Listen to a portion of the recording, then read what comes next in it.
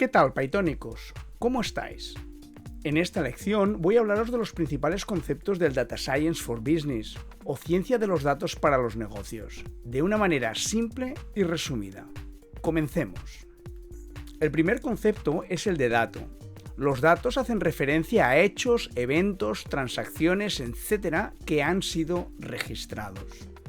Respecto a los datos, dos apuntes a tener en cuenta: su captación y almacenamiento. Respecto a la captación, se suelen realizar mediante aplicaciones, en la actualidad, de tipo web. Esta captación puede ser discreta, como el escaneo de un producto en un supermercado, o continua, lo que se denomina datos en streaming, como la cotización de una acción, el GPS de un servicio de distribución, la navegación en un sitio web, las conversaciones en una red social, el IoT, el Internet of Things, etc. Respecto al almacenamiento, este se puede realizar de muchas maneras: con un simple CSV, un archivo tipo JSON, una base de datos, etc. Respecto a las bases de datos, hay de dos tipos: las bases de datos SQL. Las bases de datos SQL son las típicas bases de datos que gestionan las transacciones de una organización: las compras, las ventas, el almacén, las nóminas, etc. Y por otro lado, tenemos las bases de datos no SQL, que permiten el almacenamiento y el procesamiento distribuido, es decir, en múltiples servidores. Este tipo de bases de datos permiten gestionar de una manera sencilla el Big Data, es decir, los grandes volúmenes de datos. Una vez los datos han sido almacenados, el siguiente paso consiste en analizarlos. Supongamos que queremos encontrar un patrón de compra en los clientes. Esto seguramente implicará, por ejemplo, analizar cliente por cliente la facturación de cada uno de los productos.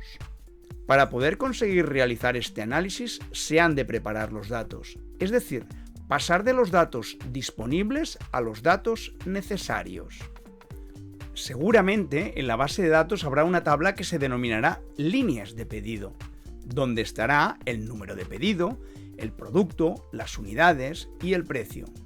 Habrá otra tabla que se denominará pedido, donde estará el número de pedido, la fecha, el cliente, etc. Para poder analizar los datos y extraer conocimiento de ellos, necesitamos una herramienta que nos permita: 1. Cargar esos datos desde las fuentes que los dispongan, en este caso, las tablas de una base de datos. 2. Realizar las transformaciones necesarias para pasar de los datos disponibles a los necesarios. Y 3. Cargar el resultado de las transformaciones en el formato necesario para realizar el análisis. En informática, a este proceso se le denomina ETL, Extract, Transform and Load. Respecto a los análisis, dejadme que diferencie de dos tipos: aquellos en los que el ordenador tiene un proceso de aprendizaje y es capaz de utilizar ese aprendizaje en fases posteriores. Los denominaremos Machine Learning, y los que el ordenador muestra información resumida, a los que denominaremos Business Intelligence. Del Business Intelligence no hace falta que os hable. Todos vosotros lo conocéis. Va desde una simple tabla dinámica de Excel hasta las herramientas más sofisticadas de Business Intelligence, como Power BI, Qlik, Tableau, etc. Sobre estos datos se suele realizar análisis estadístico, es decir, cálculo del valor absoluto, la media, la proporción, la diferencia, etc. El Machine Learning es diferente. Pertenece a lo que denominamos inteligencia artificial. La inteligencia artificial es la simulación de la inteligencia humana en las máquinas, dándoles capacidad de aprender, razonar, deducir, hacer predicciones, etc. El Machine Learning intenta detectar patrones en los datos. Nos encontramos con dos estrategias de Machine Learning: el Data Mining y el Deep Learning. Para realizar Data Mining, utilizamos los diferentes algoritmos matemáticos diseñados para realizar cada una de las diferentes tareas.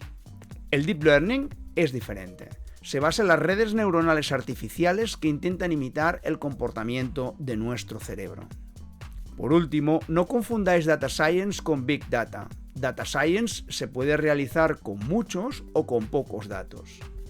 Big Data es una parte de la ciencia de los datos que hace referencia, tal como hemos comentado, al almacenamiento y procesamiento de grandes volúmenes de datos. Y esto ha sido todo por esta lección.